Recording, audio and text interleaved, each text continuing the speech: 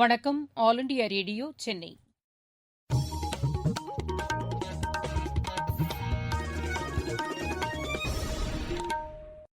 மாநிலச் செய்திகள் வாசிப்பவர் ஷியாமளா. தலைப்புச் செய்திகள்: தமிழகத்தில் புயல் மற்றும் மழை வெள்ளத்தால் பாதிக்கப்பட்ட பகுதிகளில் மத்திய குழுவினர் இரண்டாவது நாளாக இன்றும் ஆய்வு செய்கின்றனர். மழையினால் பாதிக்கப்பட்ட பயிர்களுக்கு உரிய இழப்பீடு வழங்க நடவடிக்கை எடுக்கப்பட்டுள்ளதாக வேளாண் துறை அமைச்சர் திரு கே அன்பழகன் கூறியுள்ளார். மாநிலத்தில் இறுதியாண்டு மாணவர்களுக்கு மட்டும் கல்லூரிகள் இன்று திறக்கப்படுகின்றன. நடப்பு பருவத்திற்கான நெல் கொள்முதல் நடவடிக்கைகள் மூலம் 32 லட்சத்திற்கும் மேற்பட்ட விவசாயிகள் பயனடைந்திருப்பதாக மத்திய அரசு கூறியுள்ளது. பஹ்ரைனில் நடைபெற்ற சர்வதேச கார் பந்தயத்தில் இந்தியாவின் ஜெஹன் தாருவாலா பட்டம் வென்றார். இனி விரிவான செய்திகள். தமிழகத்தில் புயல் மற்றும் மழையினால் ஏற்பட்ட பாதிப்புகளை மத்திய குழுவினர் இரண்டாவது நாளாக இன்றும் ஆய்வு மேற்கொள்கின்றனர். உள்துறை இணைச் செயலர் திரு அசுதோஷ் அக்னிஹோத்ரி தலைமையிலான இந்த குழுவினர் 2 குழுக்களாக பிரிந்து பாதிக்கப்பட்ட பகுதிகளில் ஆய்வு மேற்கொண்டு வருகின்றனர். சென்னை, திருவள்ளூர், காஞ்சிபுரம், செங்கல்பட்டு ஆகிய மாவட்டங்களில் நேற்று இந்த குழுவினர் ஆய்வு மேற்கொண்டனர். இன்று கடலூர், விழுப்புரம், வேலூர், திருப்பத்தூர் ஆகிய மாவட்டங்களில் பாதிக்கப்பட்ட பகுதிகளை இக்குழுவினர் பார்வையிடுகின்றனர்.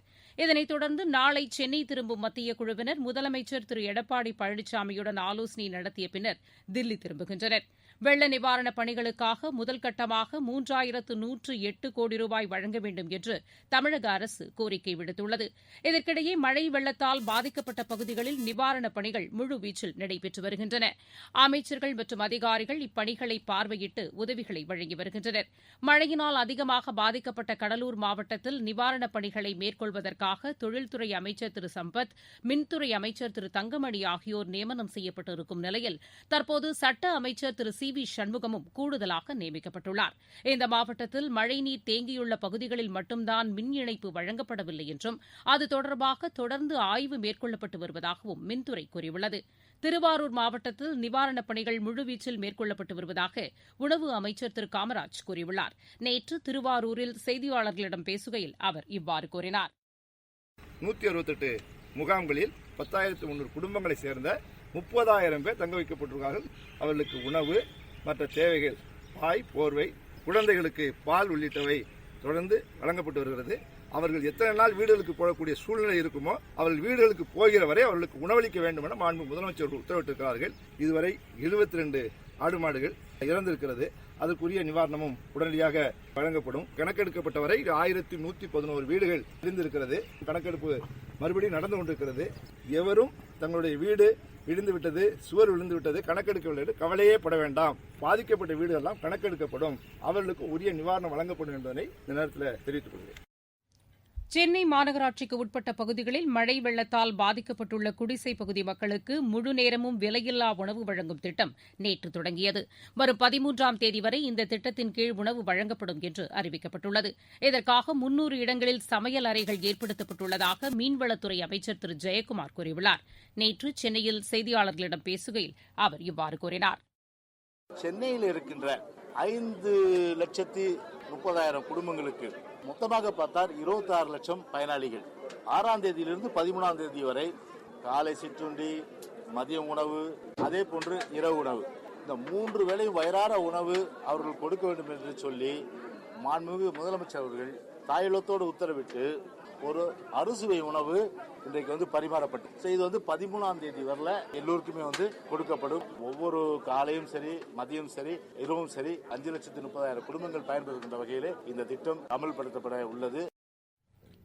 மழை வெள்ளத்தால் பாதிக்கப்பட்ட பகுதிகளில் நிவாரணப் பணிகள் முழுமையாக நடைபெறவில்லை என்ற திமுகவின் குற்றச்சாட்டினை வேளாண் துறை அமைச்சர் திரு கே அன்பழகன் நிராகரித்துள்ளார். நேற்று தருமபுரியில் செய்தியாளர்களிடம் பேசுகையில் அவர் இவ்வாறு கூறினார். மழையினால் பாதிக்கப்பட்ட பயிர்களுக்கு உரிய இழப்பீடு வழங்க நடவடிக்கை எடுக்கப்பட்டுள்ளதாகவும் அமைச்சர் தெரிவித்தார். வருவாய்த்துறையோடு சேர்ந்து வேளாண்மை துறையும் சேர்ந்து கணக்கெடுத்திருக்கிறது. கணக்கின் அடிப்படையிலே 2 லட்சம் ஹெக்டேர் பாதிக்கப்பட்டிருக்கிறது. அதே நேரத்தில் ஹார்டிகல்ச்சர் மூலமாக 3,500 ஹெக்டேர் பாதிக்கப்பட்டிருக்கிறது. அந்த கணக்கு எடுக்கப்பட்டிருக்கிறது.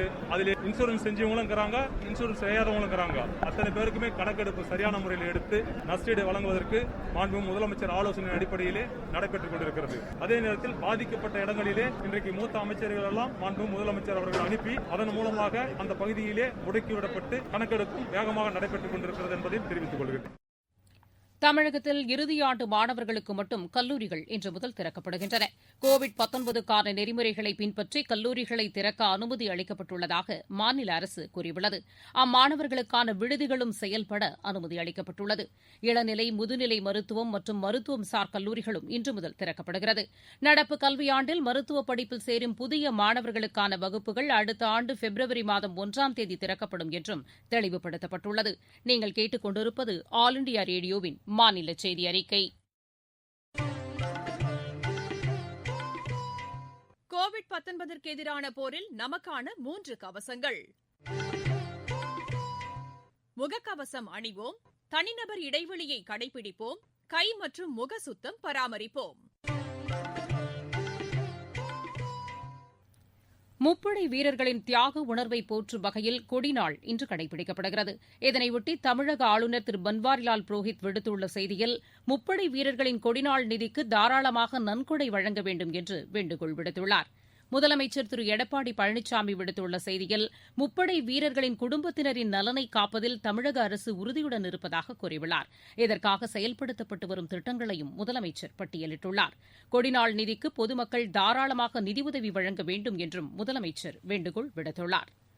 நாடு முழுவதும் நெல் கொள்முதல் நடவடிக்கைகள் தொடர்ந்து மேற்கொள்ளப்பட்டு வருவதாக மத்திய அரசு கூறியுள்ளது. நடப்பு பருவத்தில் இதுவரை 336 லட்சம் மெட்ரிக் டன் நெல் கொள்முதல் செய்யப்பட்டிருப்பதாக உணவு அமைச்சகத்தின் செய்திக்குறிப்பு தெரிவிக்கிறது. கடந்த ஆண்டை விட இது 20.27% அதிகம் என்றும் அதில் குறிப்பிடப்பட்டுள்ளது. குறைந்தபட்ச ஆதரவு விலை அடிப்படையில் நடைபெற்று வரும் இந்த நெல் கொள்முதல் நடவடிக்கைகள் மூலம் 32,92,000 விவசாயிகள் பயனடைந்துள்ளனர். மத்திய அரசு கொண்டு வந்துள்ள வேளாண் சட்டங்களினால் விவசாயிகளுக்கு எந்த பாதிப்பும் இல்லை என்று மாநில அமைச்சர் திரு பாண்டியராஜன் கூறியுள்ளார். திருவள்ளூர் மாவட்டம் பட்டாபிராமில் நேற்று அவர் செய்தியாளர்களிடம் பேசினார். வேளாண் சட்டங்கள் குறித்து எந்தவொரு விவாதத்திற்கும் அஇஅதிமுகவும் தமிழக அரசும் தயாராக இருப்பதாக அவர் கூறினார். செம்மொழி தமிழாய்வு நிறுவனம் மைசூருக்கு மாற்றம் செய்யப்படுவதாக எதிர்க்கட்சிகள் கூறுவது தவறானது என்றும் அவர் தெரிவித்தார். இது தொடர்பாக விரிவான அறிக்கை ஒன்றை முதலமைச்சர் வெளியிடவுள்ளதாகவும் திரு பாண்டியராஜன் கூறினார். ஆயுஷ் ஏற்றுமதி மேம்பாட்டு குழுமத்தை ஏற்படுத்த மத்திய அரசு முடிவு செய்துள்ளது. ஆயுஷ் ஏற்றுமதிக்கு ஊக்கமளிக்கும் வகையில் இந்த முடிவு மேற்கொள்ளப்பட்டுள்ளது. வர்த்தகம் மற்றும் ஆயுஷ் துறைகள் இணைந்து இதற்கான பணிகளை மேற்கொள்ளும் என்று மத்திய அரசின் செய்திக்குறிப்பு தெரிவிக்கிறது. இருவரிச் செய்திகள். சர்வதேச சந்தையில் கச்சா எண்ணெயின் விலை பீப்பாய் $48 உள்ளது. பங்களாதேஷ், பூட்டான் இடையே முன்னுரிமை அடிப்படையிலான வர்த்தக ஒப்பந்தம் கையெழுத்தாகியுள்ளது. ஜம்மு காஷ்மீரை ஒட்டிய எல்லைப் பகுதியில் பாகிஸ்தான் படையினர் நேற்று மீண்டும் அத்துமீறி தாக்குதல் நடத்தினர். ஆக்ரா மெட்ரோ ரயில் திட்டத்திற்கான கட்டுமானப் பணிகளை பிரதமர் திரு நரேந்திர மோடி இன்று காணொலி காட்சி வாயிலாக தொடங்கி வைக்கிறார். ஜம்மு காஷ்மீரில் மாவட்ட மேம்பாட்டுக் குழுக்களுக்கான 4ஆம் கட்ட தேர்தல் இன்று நடைபெறுகிறது. ஒடிஷா சிறைச்சாலைகளில் ஞாயிற்றுக்கிழமை தோறும் திரைப்படங்களை திரையிட அம்மாநில அரசு முடிவு செய்துள்ளது. 1,79 லட்சம் ரூபாய் மதிப்பிலான தங்கம் மற்றும் புகையிலை பொருட்களை கடத்தியது தொடர்பாக தில்லி விமான நிலையத்தில் 6 பேர் கைது செய்யப்பட்டனர். காஞ்சிபுரம் மாவட்டம் பொன்னை அணையிலிருந்து 15,000 கன அடி தண்ணீர் திறந்துவிடப்பட்டுள்ளதால் பாலாற்றின் கரையோரம் வசிக்கும் மக்களுக்கு வெள்ள அபாய எச்சரிக்கை விடுக்கப்பட்டுள்ளது. நாமக்கல் மாவட்டம் குமாரபாளையத்தில் மகளிர் சுய உதவிக் குழுக்கள் மற்றும் சாலையோர வியாபாரிகளுக்கு கடனுதவி வழங்குவதற்கான சிறப்பு முகாம் நேற்று நடைபெற்றது. சென்னை மாநகராட்சிக்கு உட்பட்ட பகுதிகளில் இன்று 443 காய்ச்சல் முகாம்கள் நடைபெறவுள்ளன. விளையாட்டுச் செய்திகள். பஹ்ரைனில் நடைபெற்ற சர்வதேச கார் பந்தயத்தில் இந்தியாவின் ஜெஹன் தாருவாலா பட்டம் வென்றார். ஃபார்முலா 2 பந்தயத்தில் பட்டம் வென்ற முதலாவது இந்தியர் என்ற சாதனையையும் அவர் படைத்தார். சிங்கப்பூரில் நடைபெற்ற தற்காப்பு கலைப் போட்டியில் இந்தியாவின் ரிட்டு போகாட் பட்டம் வென்றார். பிலிப்பைன்ஸின் ஜமாரி டோரஸை வென்று அவர் இப்பட்டத்தை கைப்பற்றினார். ஆஸ்திரேலியாவுக்கு எதிரான 3வது மற்றும் இறுதி டுவெண்டி கிரிக்கெட் போட்டி நாளை சிட்னியில் நடைபெறவுள்ளது. நேற்று நடைபெற்ற 2வது போட்டியில் இந்தியா 6 விக்கெட் வித்தியாசத்தில் வெற்றி பெற்று தொடரை கைப்பற்றியது. 3 போட்டிகளை கொண்ட இந்த தொடரை முதல் 2 ஆட்டங்களிலும் வெற்றி பெற்று இந்தியா கைப்பற்றியுள்ளது. ஐஎஸ்எல் கால்பந்து போட்டியில் நேற்று நடைபெற்ற ஆட்டங்களில் மும்பை 2 கோல் அடித்து ஒடிஷாவையும், கோவா 3-1 என்ற கோல் கணக்கில் கேரளாவையும் வென்றன.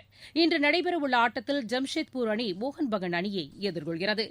மீண்டும் தலைப்புச் செய்திகள். தமிழகத்தில் புயல் மற்றும் மழை வெள்ளத்தால் பாதிக்கப்பட்ட பகுதிகளில் மத்திய குழுவினர் 2வது நாளாக இன்றும் ஆய்வு செய்கின்றனர். மழையினால் பாதிக்கப்பட்ட பயிர்களுக்கு உரிய இழப்பீடு வழங்க நடவடிக்கை எடுக்கப்பட்டுள்ளதாக வேளாண் துறை அமைச்சர் திரு கே பி அன்பழகன் கூறியுள்ளார். மாநிலத்தில் இறுதியாண்டு மாணவர்களுக்கு மட்டும் கல்லூரிகள் இன்று திறக்கப்படுகின்றன. நடப்பு பருவத்திற்கான நெல் கொள்முதல் நடவடிக்கைகள் மூலம் 32 லட்சத்திற்கும் மேற்பட்ட விவசாயிகள் பயனடைந்திருப்பதாக மத்திய அரசு கூறியுள்ளது. பஹ்ரைனில் நடைபெற்ற சர்வதேச கார் பந்தயத்தில் இந்தியாவின் ஜெஹன் தாருவாலா பட்டம் வென்றார். இத்துடன் இந்த செய்தி அறிக்கை நிறைவடைந்தது. எமது செய்திகளை உடனுக்குடன் AIR News_ சென்னை என்ற டுவிட்டர் பக்கத்திலும், செய்தி தொகுப்புகளை all India radio news Chennai என்ற யூ டியூப் சேனலிலும் அறிந்து கொள்ளலாம்.